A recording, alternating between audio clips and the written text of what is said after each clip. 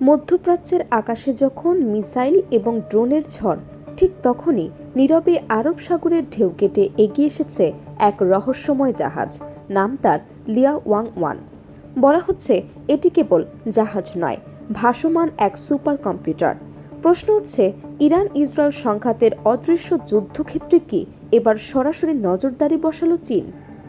খবর ছড়িয়ে পড়েছে ওমান সাগরে পৌঁছে গেছে চীনের শক্তিশালী গোয়েন্দা জাহাজ।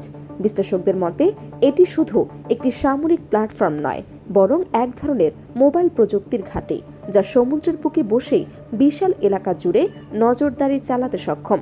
এর উপস্থিতি ঘিরে এখন নতুন করে আলোচনায় এসেছে মধ্যপ্রাচ্যের ভূ রাজনীতি। 30,000 টনের এই জাহাজকে অনেক সামরিক বিশ্লেষক বলছেন ভাসমান সুপার কম্পিউটার, কারণ এর উন্নত সেন্সর এবং পর্যবেক্ষণ ব্যবস্থা প্রায় 6,000 কিলোমিটার পর্যন্ত বিস্তৃত একটি নজরদারি বলয় তৈরি করতে পারে। সেই বলয়ের মধ্যেই পড়ে হরমুজ প্রণালী, আরব সাগরের একটি বড় অংশ এবং উপসাগরীয় অঞ্চলের একটি গুরুত্বপূর্ণ সামরিক ঘাঁটি।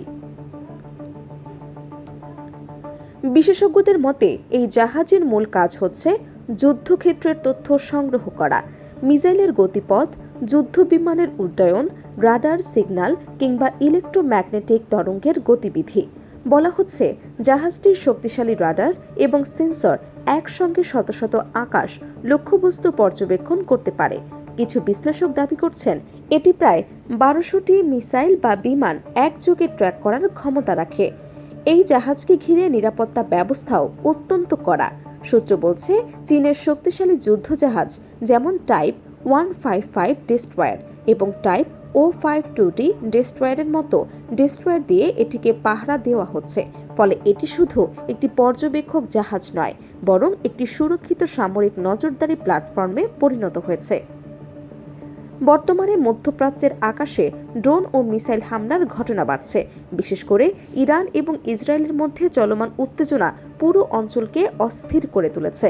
এই পরিস্থিতিতে চীনের এই জাহাজ মোতায়েনের অনেকের চোখে একটি গুরুত্বপূর্ণ বার্তা বহন করছে। অনেক বিশ্লেষকের মতে চীন সরাসরি যুদ্ধক্ষেত্রে না নামলেও প্রযুক্তিগত নজরদারির মাধ্যমে পুরো সংঘাতের গতিপথ পর্যবেক্ষণ করতে চাইছে। এই জাহাজটি 2025 সালে আনুষ্ঠানিকভাবে কমিশন করা হয়। এর উন্নত প্রযুক্তি শুধু সমুদ্র নয়, আকাশ এবং মহাকাশের কার্যকলাপও পর্যবেক্ষণ করতে পারে। সামরিক বিশ্লেষকদের ভাষায় এটি যুদ্ধক্ষেত্রে ডেটা সংগ্রাহক হিসেবে কাজ করে। বিপুল পরিমাণ তথ্য সংগ্রহ করে তা দ্রুত বিশ্লেষণ করার ক্ষমতায় এটিকে অন্য যে কোনো নজরদারি জাহাজের চেয়ে আলাদা করে তুলেছে। একজন মার্কিন সামরিক বিশ্লেষক মন্তব্য করেছেন, এই ধরনের জাহাজ আধুনিক যুদ্ধে গুরুত্বপূর্ণ ভূমিকা রাখে, কারণ যুদ্ধ এখন শুধু অস্ত্রের নয়, বরং তথ্যেরও লড়াই। যে পক্ষ বেশি তথ্য সংগ্রহ করতে পারে সে পক্ষ কৌশলগতভাবে অনেক এগিয়ে থাকে। চুলচেরা বিশ্লেষণে দেখা যায় এই জাহাজের উপস্থিতি শুধু প্রযুক্তিগত নয়, কূটনৈতিক দিক থেকেও তাৎপর্যপূর্ণ, কারণ চীন দীর্ঘদিন ধরে ইরানের ঘনিষ্ঠ অংশীদার হিসেবে পরিচিত।